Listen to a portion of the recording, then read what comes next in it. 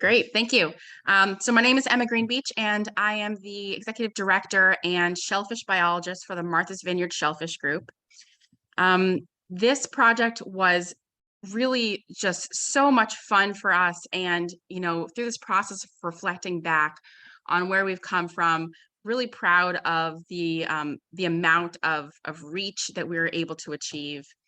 We start out with a certain set of partners, which I've listed below, and then those within the asterisks are just even a few of the added partners that ended up coming into the program. And so that's really going to be a theme of my reflection here. You can next slide. So the Martha's Vineyard Shellfish Group, or MVSG, we get called around here.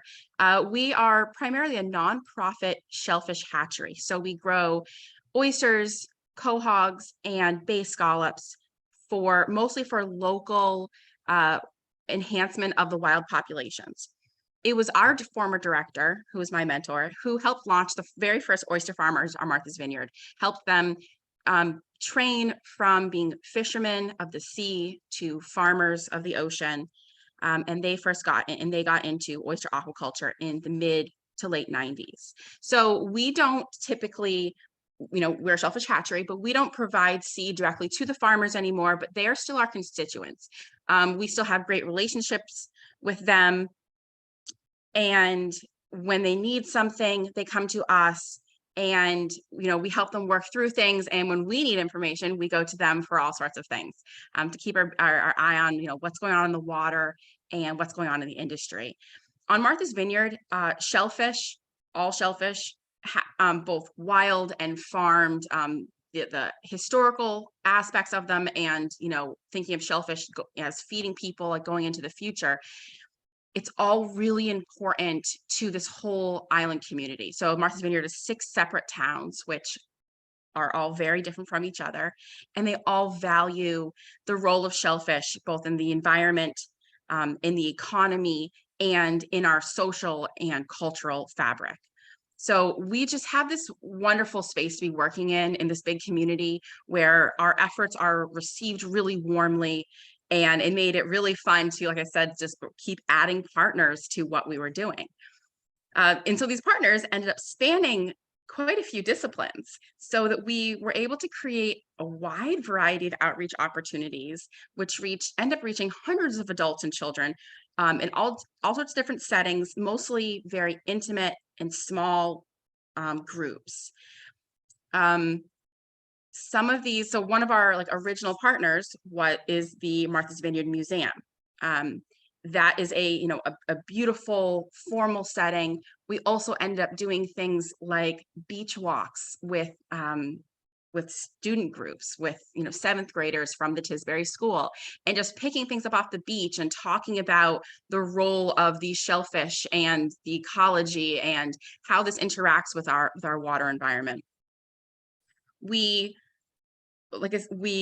managed to touch people in so many different spaces.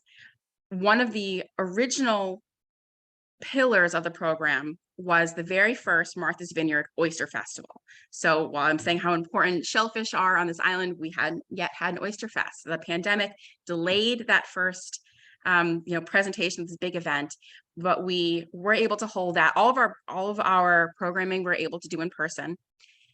And at the Oyster Fest, we served thousands and thousands of oysters to hundreds of people. The Shellfish Group, we had this beautiful tent where we showed people baby shellfish under the microscope. We showed them how they filter water. We had a touch tank where they could see how other crabs and little fish and snails were all interacting with the shellfish species in this little microcosm. And we partook in chef demonstrations. We did a variety of shucking demonstrations and tastings. We actually really got a number of people comfortable shucking oysters on their own. That was one of the goals we set out with in the beginning, was to make shellfish, and especially oysters, feel more accessible to the average person. So they're not just feeling they need to go to restaurants and pay $3 or $4 each to eat them in this fancy place, that they can actually purchase them themselves, bring them home, and prepare them in different ways, as well as go out and harvest them. We did a few harvesting lessons. And this all ties into aquaculture for us because at the Shellfish Group, we're growing these baby shellfish in the hatchery and putting them into the wild for people to harvest with their families. This is just one picture on the screen of some beautiful small children who are out there harvesting shellfish, and everyone got to take them home and prepare them and share that with their family. And so that's really important to us as the Shellfish Group. That's one of the pillars of our mission, is to make sure that people stay connected with the ocean and connected with their food that they're receiving from the ocean. Now, so this has always been through wild harvest, and now this is also through connecting with their farmers. And so we also did tours of our hatchery, where people come into our hatchery in very small groups. It's a very small building, usually groups of like 4 to 6 people, and they can see what we do, how we grow shellfish. They can hold these baby shellfish in their hands, which very few people have ever held a live young bay scallop with their beautiful little blue eyes. So that's just always, it's always fun. It's always magical. And we managed to find a variety of different types of hands-on learning. Like I said, we went for beach walks with school groups, other discovery exercises with kids on the beach, and they're able to really just touch these things and feel them and get wet, and talk about shellfish and aquaculture and what it means on our island and in our community. Next slide. So, again, as I reflect back, I realized that the things that we achieved just end up being so much more than what we originally dreamed. We, provide outreach to hundreds and hundreds of people in all these different small groups and different settings, whatever setting it was that they were looking for. We did a lot of, we went to them. Some of the deliverables and the products that came out of it that we will continue to use, we have a variety now of portable and retractable posters, which we never had before, just on different aspects of the Shellfish Group and how shellfish interact with the environment. There's this oral history that was done with the museum, and a series of short videos. And this picture here is just one picture of a beautiful exhibit that was erected at the Martha's Vineyard Museum for a couple months during the time of the Oyster Festival last fall. So people could come into the museum and they could hear this oral history, both from myself and our former director, and other fishermen and other people who are involved in shellfish and aquaculture on the vineyard. It was really beautiful. And now all of these things they're all archived and they're all still available. As I said, the partners just kept growing. And so one of the most important things that we got out of this is we strengthened all these relationships. So the museum, for example, we're actually going back to the museum this afternoon to set up another exhibit in this same room on another aspect of shellfish and aquaculture and what it means for the vineyard, but from a very different perspective, because it's curated by a completely different team of people. And as we worked with, say, one group, there were other nonprofits and groups from the community there who were like, oh, wow, can we do another program similar to this in this other space? So it just continued to grow, which also made it hard for me personally to keep track of our outreach tracker properly. But so that just took a lot of, recalling and going through all of our pictures and, recalling all of like the wonderful people that we came across. Another tangible long-term effect this project had for us is it really inspired us to hire a new staff member. So we never had an education or outreach coordinator or manager. I'm a biologist by training.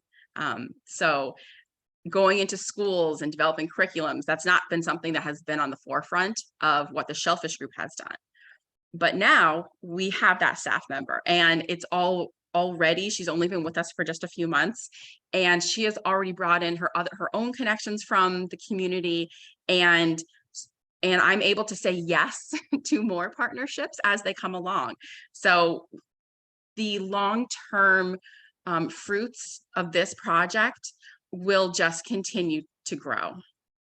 Next slide, this last one. And so a few of the challenges that we had were just generally that all of our partners have different missions, very full schedules. And so I can't be in every place at each time. And so trying to make sure that during the very busy summer season here on Martha's Vineyard, especially, that we were achieving our goals and, constructing the deliverables that we were really trying to get together. And my primary, my co-PI actually went through a career change in the middle of this project. And she was really, my backbone in really launching this. And so that was honestly a little hard for me just to stay organized again with these deliverables and the tracking. But all of our partners were so committed in their own way to the mission of the project and the spirit, and they all put their slightly own spin on it because they all are used to working with different groups in different places and in different contexts. And so it all was really beautiful, and there was lots of harmonious overlap in all of the different programmings that we were able to achieve. It was great. Next slide. So I don't know if I have time for questions, but thank you so much to eeBLUE. And, I admire all the work that everyone else has done. And I just especially grateful for this opportunity, because as I said, it inspired us to really launch our own education programming so that we can just continue all this work into the future. And this is just my contact information and the contact information of our new education and outreach manager. Thank you so much, Emma. This is all wonderful to hear, especially since I was born and raised on Cape Cod. So these communities you're talking about are ones that I am very familiar with. We have time for probably one or two questions. It looks like there's some discussion in the chat box, but if anyone wants to unmute themselves and ask a question or type one in the chat box, you're getting some compliments in here. Katrina says, love that exhibit, very pretty. So we've got about 2 minutes to field any questions, or feel free to reach out to Emma directly with the contact info she shared.